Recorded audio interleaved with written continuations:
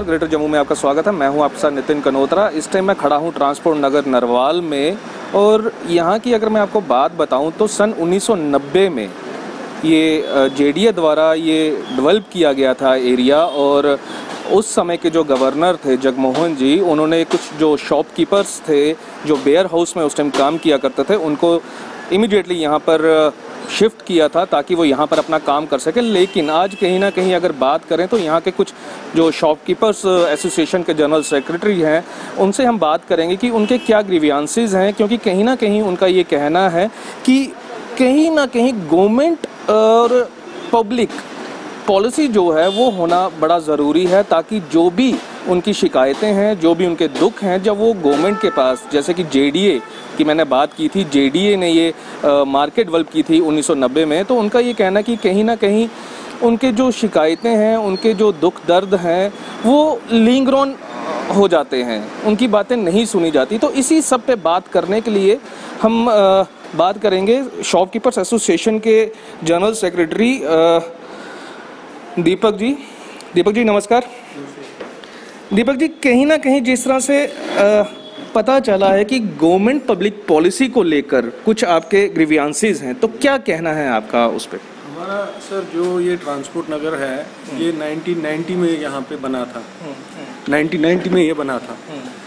हमें शॉपकीपर्स को Nehru market ware house से अंडर रिहेबिलिटेशन शिफ्ट किया गया था, वहाँ से इधर लाया गया था। तो अब पिछले 30 साल से ये यहाँ पे मार्केट हमारी चल रही है। तो इसमें इन 30 सालों में काफ़ी ट्रांजैक्शंस हुए यहाँ पे। जैसे किसी ने अपनी दुकान बनाई, किसी ने खरीदी, किसी ने बेची, ऐसे ट्रांजैक्शन चलते रहे। तो उसके बाद क्या होता है कि अगर दुकान जब कोई ख़रीदता है, उसको जम्मू डेवलपमेंट अथॉरिटी में जाना पड़ता है उसको ट्रांसफ़र कराने के लिए, अगर उसको अपने नाम करानी है, क्योंकि ये एरिया उनका है, जेडीए का एरिया है। तो जैसे हम जेडीए में जाते हैं, तो मान लीजिए मैं एग्जांपल आपको एक देता हूँ, 15 फुट पे 40 फुट की दुकान है, तो उसमें जेडीए वाले कहते हैं जी इसमें 1,50,000 रुपये फ़ीस लगेगी, और कोई प्रोसेसिंग चार्जेस हैं वो भी कोई 4,000 रुपये के आसपास लगेंगे, और जीएसटी लगेगा। ये टोटल बनता है 1,85,000।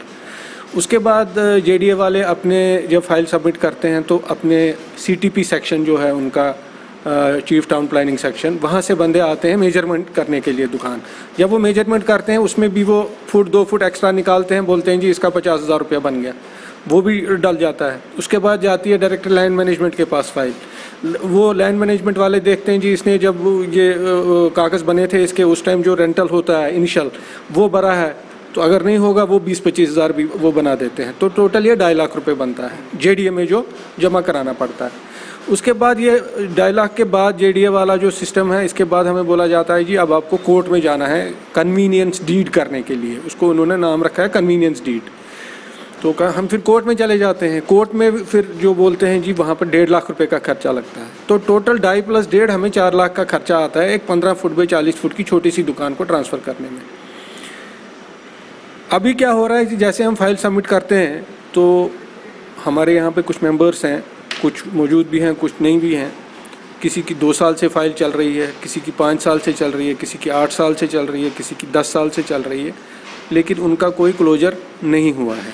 जेडीए की बात करें या फिर अगर हम बात करें हाउसिंग बोर्ड की, तो कितना डिफरेंस रहता है? रेट में कोई खास डिफरेंस नहीं है। रेट कमर्शियल और जो रेजिडेंशियल है वो तकरीबन थोड़ा थोड़ा फ़र्क है, बराबर ही है, उसमें कोई खास फ़र्क नहीं है। फ़र्क ज़्यादा ये है कि जैसे अभी आप पूछ रहे थे कुछ फाइलों के लिए, मैं आपको नंबर डिस्क्लोज नहीं करूँगा। 1-2 फाइलें हैं लीगल है, 2012 से चल रही हैं, 17 से चल रही हैं लगातार। उसके बाद फिर अभी तक फंसी हुई हैं, अभी तक लीगल हायर नहीं हुई।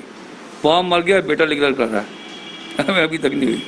लीगल हायर का इनको डिस्क्रिप्शन भी दे दीजिए पूरा कि क्या है वो लीगल हायर। लीगल हायर ऐसे जैसे मेरे नाम है, मुझे कुछ हो जाता है, मेरे बेटे ने लीगल हायर बनना उसका, तो वो चक्कर लगा रहा है, अभी तक नहीं हो रहा। उसके लिए भी सेम है, अगर 3 बनाइए तो नहीं करेंगे, 2 बनाइए तो नहीं करेंगे, बस ऐसे ही ये चक्कर डाले उन्होंने। और जेडीए डिपार्टमेंट के वाइस चेयरपर्सन बबीला रखवाल जी हमारे साथ मौजूद हैं बात करने के लिए। बबीला जी नमस्कार, ग्रेटर जम्मू में आपका बहुत बहुत स्वागत है। थैंक यू मैम, आपकी लैंड है जेडीए नरवाल में, यहाँ पे ट्रांसपोर्ट नगर है।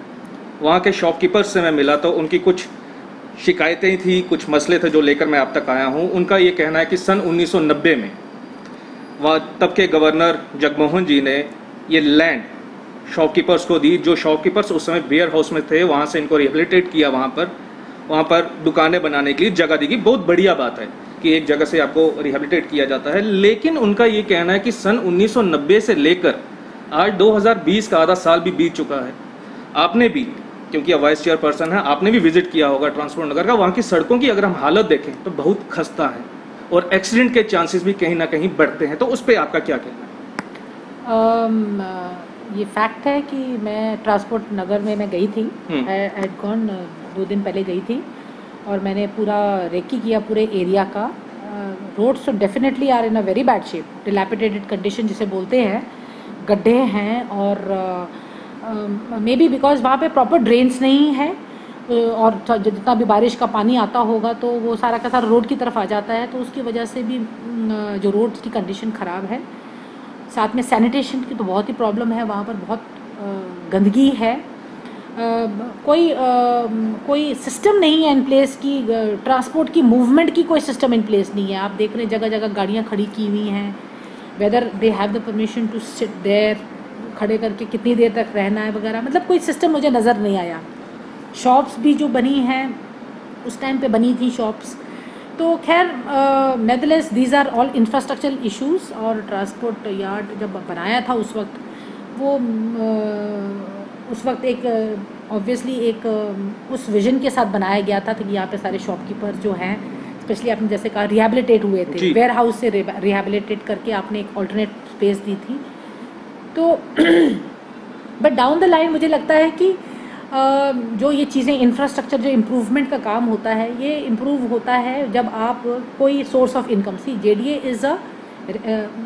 जेडीए को कोई गवर्नमेंट इस तरह से कोई सपोर्ट नहीं है, फाइनेंशियल सपोर्ट उस तरह से नहीं करती, because we are suppose to generate resources, हमें खुद फाइनेंशियल रिसोर्सेज जनरेट करने होते हैं। मैम आपने बात कही रेवेन्यू की कि जो गवर्नमेंट की तरफ से आपको नहीं मिलता है, लेकिन अगर मैं इसी के साथ बात जोड़ूं तो वहाँ के दुकानदारों का ये भी कहना है कि जब जेडीए को की लैंड पे जो दुकानें हैं उन्हें किसी को भी अपने नाम पे करवाना है तो जेडीए का जो फीस स्ट्रक्चर है वो काफ़ी ज़्यादा है।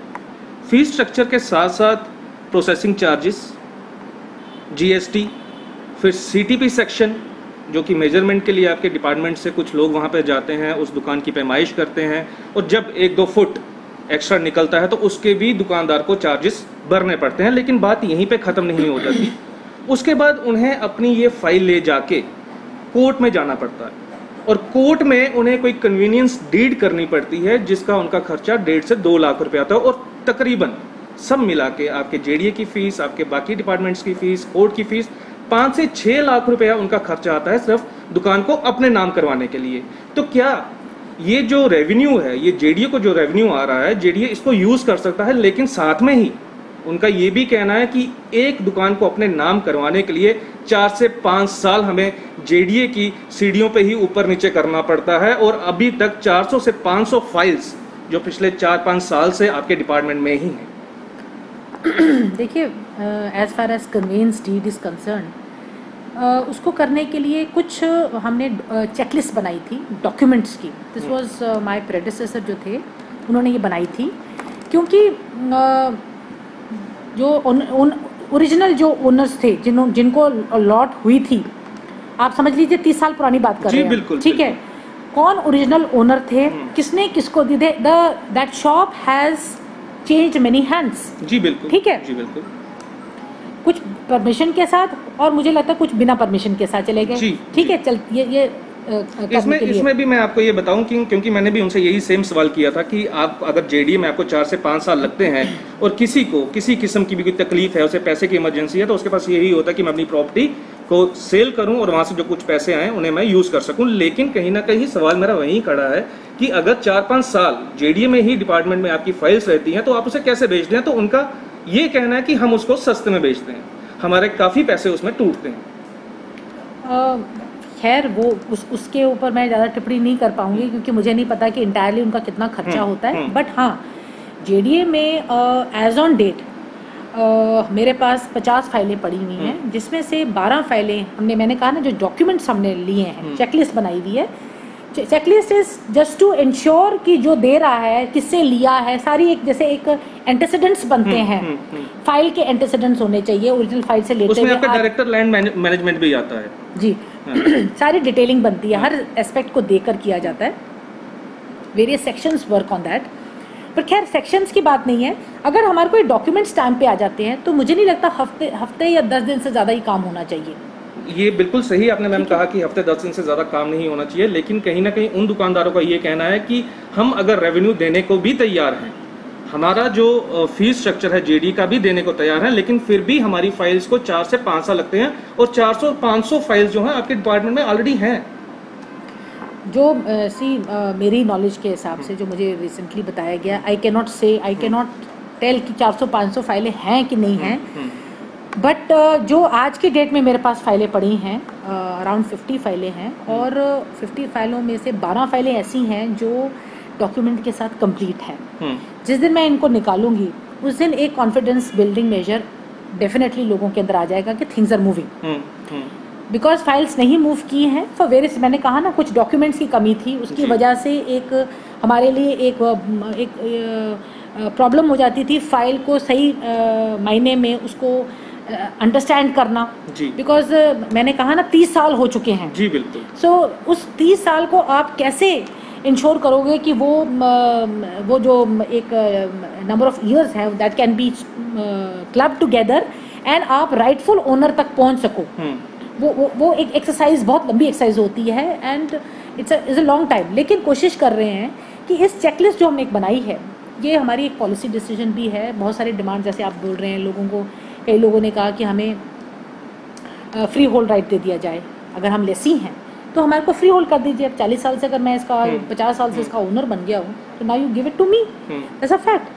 अब लेकिन और हर जो हमारी जितनी भी सिस्टर ऑर्गेनाइजेशंस हैं, HUDD की, जैसे आपकी हाउसिंग बोर्ड है, JLC है, मैं वहीं पे मैं आने वाला था कि अगर JDA जो कि इतने सालों से इनको देख रहा है, जिन्होंने अपनी लैंड वहाँ पे दी है, लेकिन एट द सेम टाइम अगर हम हाउसिंग बोर्ड की बात करें तो उन्होंने छन्नी एरिया डेवलप किया, उन्होंने काफ़ी जगहों पे काम किया, तो उन्होंने लीज होल्ड से फ्री होल्ड किया जी। तो क्या आपका कुछ ऐसा इसमें वही मैं आपको कहना चाहती थी कि हर organisation, sister organisation is working on different lines, इसलिए हमने एक कॉम्प्रिहेंसिव पॉलिसी बनाई थी। जो हमारे वर्दी सेक्रेटरी हैं उन्होंने स्पेशली डायरेक्शंस दी थी कि आप एक कॉम्प्रिहेंसिव पॉलिसी बनाओ, ताकि बिकॉज कंपैरेटिव्स ना हो कि वो ये करता है, JMC ऐसा करता, आप क्यों नहीं करते, हाउसिंग बोर्ड ऐसा करता, आप क्यों नहीं करते। So to avoid all that within the same organisation एक ही टाइप का सेटअप होना बहुत ज़रूरी है।